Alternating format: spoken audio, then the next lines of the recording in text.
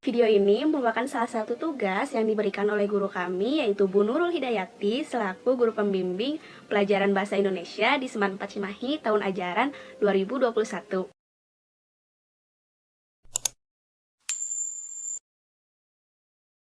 Assalamualaikum warahmatullahi wabarakatuh. Halo semuanya. Saya Adinda Aulia Rahmat. Saya Muhammad Aprijal. Nama saya Sapan Lubis Nama saya Ivanka Firlia Syamsinatra. Saya Angelina Novita dari kelas 12 PS5. PS5. Kelompok 6 akan menjelaskan tentang Di sini saya akan membahas materi mengenai definisi surat lamaran pekerjaan menurut para ahli atau sumber. Menurut popbella.com, surat lamaran pekerjaan adalah surat yang dibuat oleh seseorang dan ditunjukkan kepada sebuah instansi atau perusahaan dengan maksud untuk melamar pekerjaan di instansi atau perusahaan tersebut. Sedangkan dalam pedoman lengkap menulis surat tahun 2006, karya Adlan Ali dan Tanzili, surat lamaran kerja adalah surat permohonan yang dibuat oleh pencari kerja atau pelamar pekerjaan untuk dikirimkan kepada badan usaha atau instansi agar mendapat pekerjaan atau jabatan sesuai lowongan pekerjaan yang tersedia. Yang kedua, ada fungsi dari surat lamaran pekerjaan. Pertama, sebagai bukti tertulis atas pengajuan surat permohonan pekerjaan. Di surat ini, pelamar menulis langsung identitasnya dan lampiran, yang berupa ijazah, fotokopi KTP, foto, dan riwayat hidup. Selain itu, tanda tangan juga sebagai bentuk pertanggungjawaban penulis terhadap apa yang ditulisnya. Kedua, sebagai media atau alat komunikasi. Di surat lamaran ini berupa lampiran yaitu KTP, ijazah terakhir, dan pengalaman bekerja.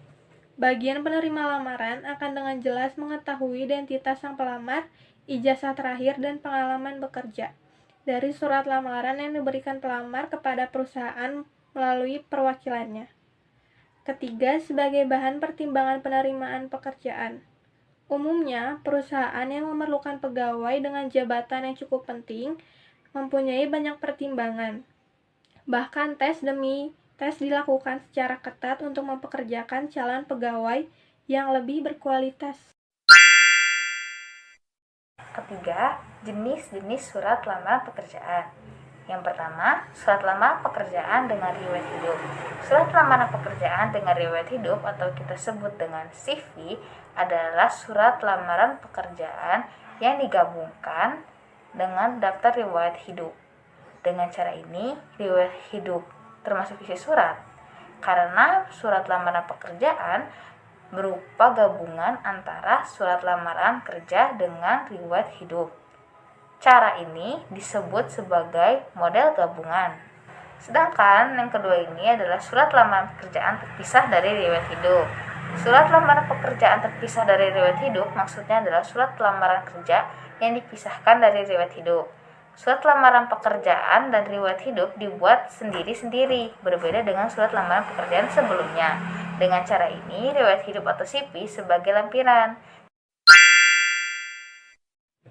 Yang keempat, ada struktur surat lamaran pekerjaan. Pertama, ada tesis atau pernyataan umum.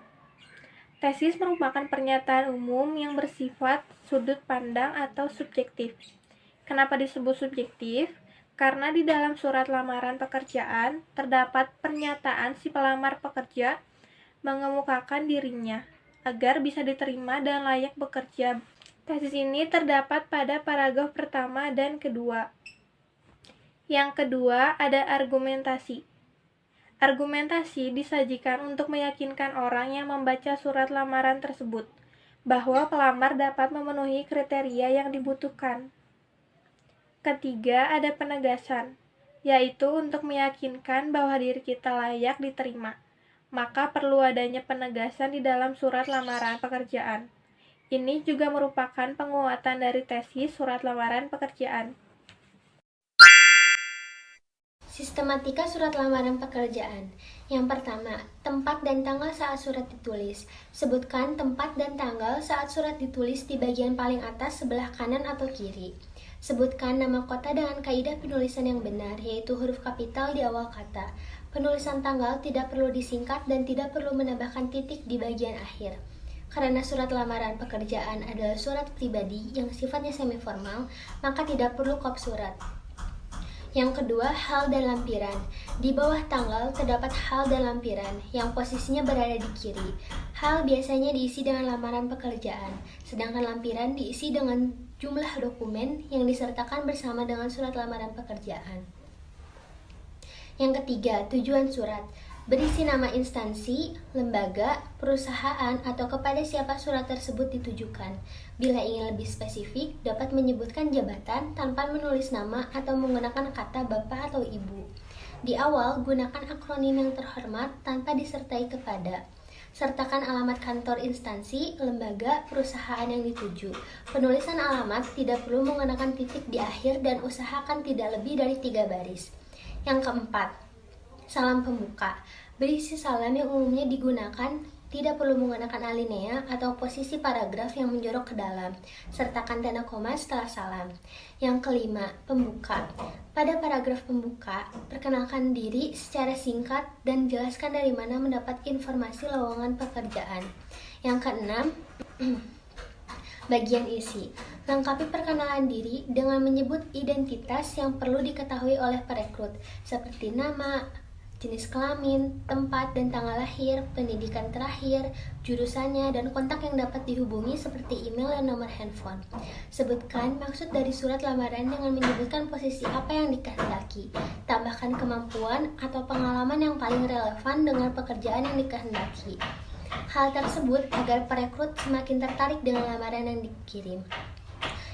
Yang ketujuh, penutup. Berisi harapan dari si penulis supaya diterima, sampaikan ucapan terima kasih dan kalimat penutup lain. Dan yang terakhir, tanda tangan dan nama lengkap. Pada bagian paling akhir, tuliskan salam hormat saya disertai tanda tangan dan nama lengkap si penulis di bawah tanda tangan.